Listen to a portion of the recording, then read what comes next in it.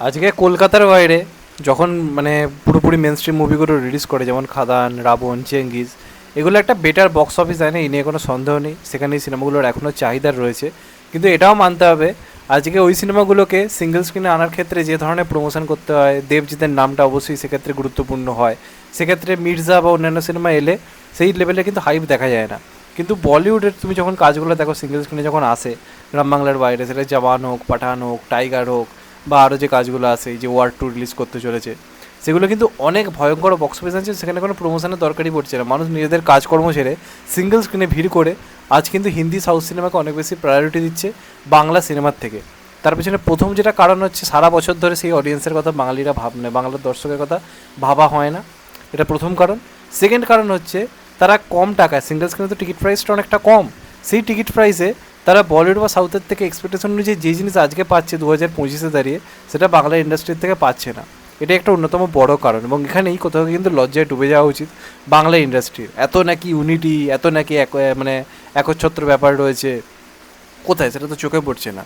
এই কথাটা আমি কেন বলছি, যে ওয়ার 2 রিলিজ করছে, সেখানে দুই ইন্ডাস্ট্রির, বলিউড এবং সাউথ, দুই ইন্ডাস্ট্রির দুই মহাতারক, এবং ভুললে হবে না, বলিউড এবং সাউথের মধ্যে একটা রেসারেসি চলে, ইগল লড়াই চলে। সেখানকার যারা সুপারস্টার, তাদের মধ্যে একটা ইগল লড়াই চলে। কেউ মেন হিরোর লিড ছেড়ে একে অপরের সাথে কাজ করতে চায় না।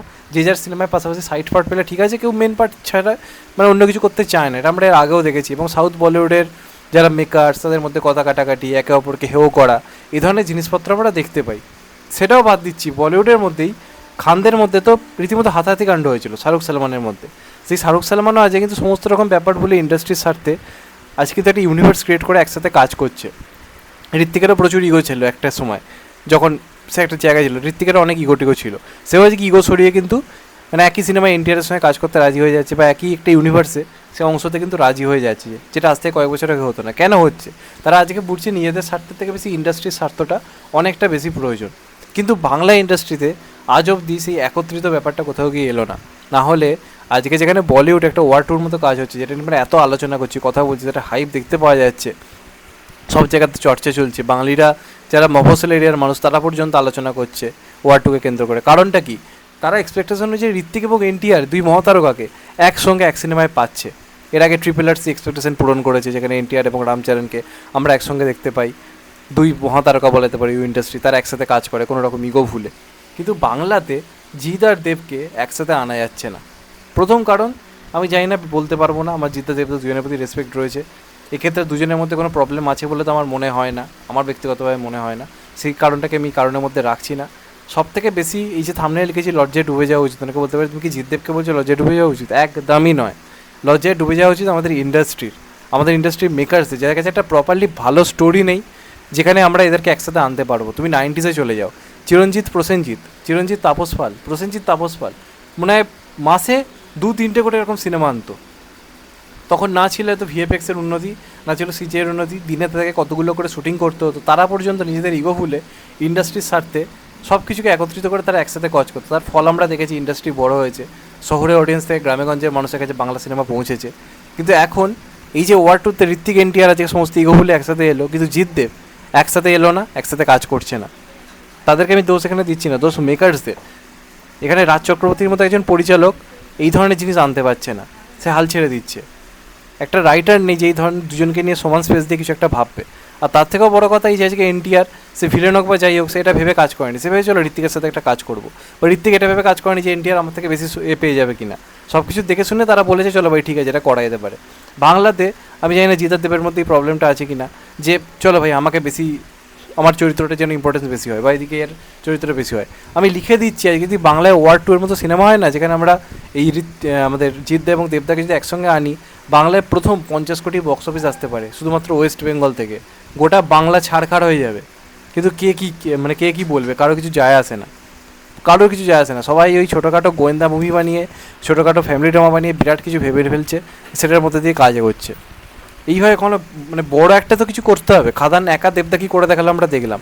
সেখানে দুই মহাতারকার সুপার পাওয়ারকে যদি একসঙ্গে কাজে লাগানো হয়, তাকে যদি প্রপারলি এরকমভাবে হিরো ভিলেন হিসেবে আনা হয়, ভিলেন ঠিক আমি বলছি না, একজন হিরো একজন অ্যান্টি হিরো, দুজনেরই চরিত্র সমান, তাহলে সেই সিনেমা কি করতে পারে ভাবতে পারছো?